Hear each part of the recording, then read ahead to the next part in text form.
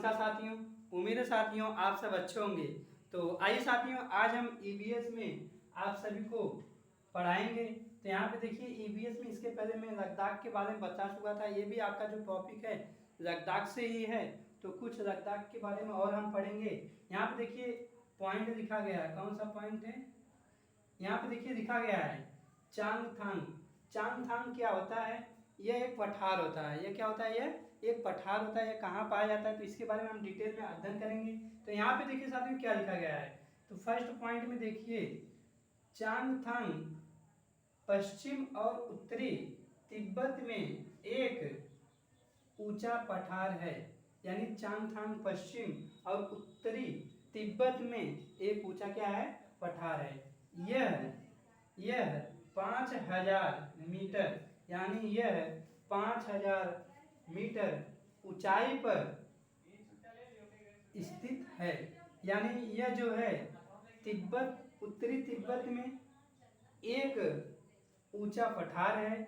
यह 5000 मीटर ऊंचाई पर स्थित है। यानी कितने मीटर ऊंचाई पर स्थित है? 5000। यह पॉइंट देखिए यहाँ से क्वेश्चन बन सकता है। यानी 5000 मीटर की ऊंचाई पर यह स्थित है। अब उसके बाद देखिए साथियों यहाँ पे जो कुछ हद तक भारत, यानी इसका कुछ हिस्सा, यानी इस पठार का कुछ हिस्सा भारत में, भारत के लद्दाख क्षेत्र दक्षिण पूर्व में फैला हुआ है। यानी चांगथांग पठार जो भारत के कुछ हिस्से में लद्दाख के क्षेत्र दक्षिण पूर्व में फैला हुआ है। तो यहाँ पे देखिए दूसरा पॉइंट साथियों में वेरी वेरी इंपॉर्टेंट है। इस पॉइंट से ईवीएस में आपसे क्वेश्चन बनेगा। तो यहाँ पे देखिए साथियों लिखा गया है चांगपा। चांगपा एक जाति होती है। तो यहाँ पे लिखा गया चांगपा लोग, यानी चांगथांग के बारे में वहाँ पे एक जाति होती है चांगपा, जिसको बोला जाता है। तो यहाँ पे देखिए लिखा गया है चांगपा लोग अपने टेंट को, यानी अपने टेंट को रैबो क्या कहते हैं? रैबो कहते हैं। यानी चांगपा एक जाति होती है, अपने टेंट को क्या कहते हैं? रैबो कहते हैं। अब देखिए तीसरा पॉइंट यहाँ पे लिखा गया साथियों, कह रहा है चांगथांग आदिवासी, यानी चांगथांग आदिवासी लोग के टेंटों का डिजाइन, यानी चांगथांग आदिवासी लोगों के टेंटों का जो डिजाइन होता है उसके बारे में यहाँ पे लिखा गया है डिजाइन 1000, यानी 1000 साल पुराना है। यानी चांगथांग आदिवासी लोगों के टेंटों का डिजाइन 1000 साल पुराना है। तो आइए साथियों इसके बारे में कुछ और भी पॉइंट है, उसको हम डिटेल में अध्ययन करेंगे।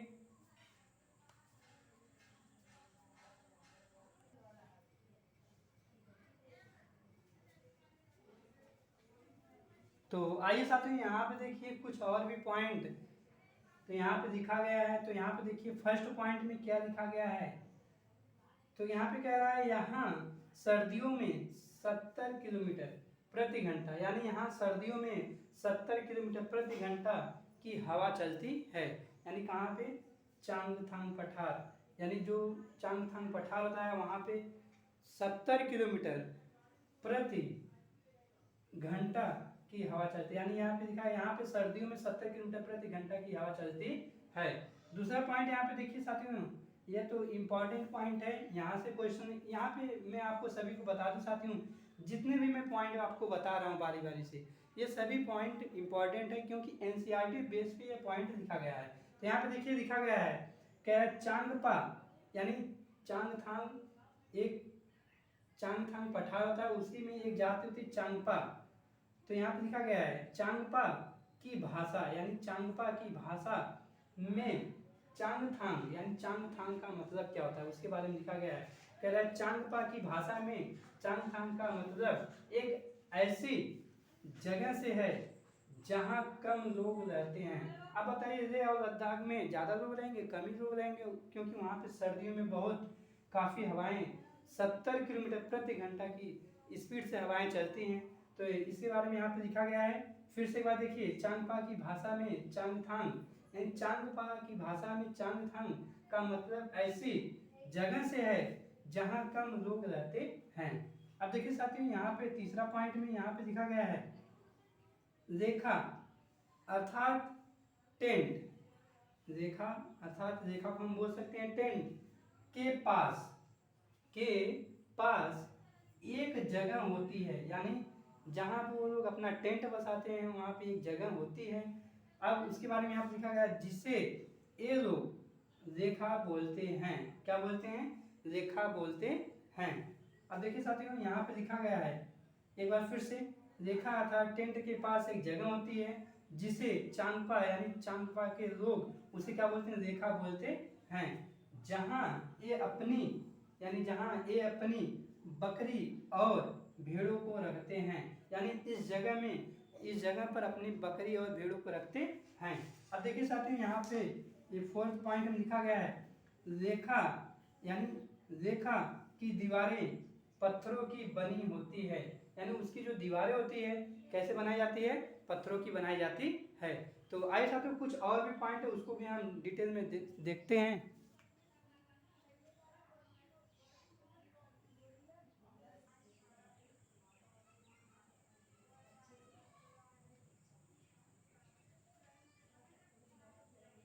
तो आइए साथियों यहाँ पे देखिए कुछ और भी पॉइंट यहाँ पे लिखे हुए हैं। तो यहाँ पे देखिए क्या लिखा गया है, कह रहा है यहाँ पे देखिए इस पॉइंट साथियों आपको क्वेश्चन ईवीएस में देखने को तो मिलेगा। ध्यान से देखिए, कह रहा है हर परिवार यानी जितने भी परिवार चांगथांग पठार पे रहते हैं, कह रहा है हर परिवार अपने जानवरों यानी जो उनके जानवर होते हैं, भेड़ बकरियां यानी जो उनके भेड़ बकरियां जानवर होते हैं, यहाँ पे लिखा गया है हर परिवार अपने जानवरों पर एक विशेष प्रकार का चिन्ह बनाते हैं।